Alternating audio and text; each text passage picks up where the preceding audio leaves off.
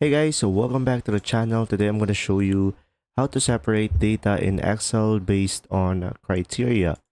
So guys, first thing, as you can see, I have an example over here. So here on the example, as you can see, I have three names, Annabelle Reed.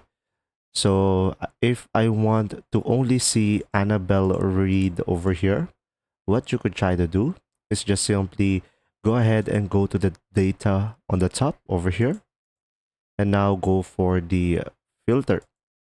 Now, as you can see, you will have a filter over here and you will have the drop down. So select the drop down over here. And after that, you will have here select all.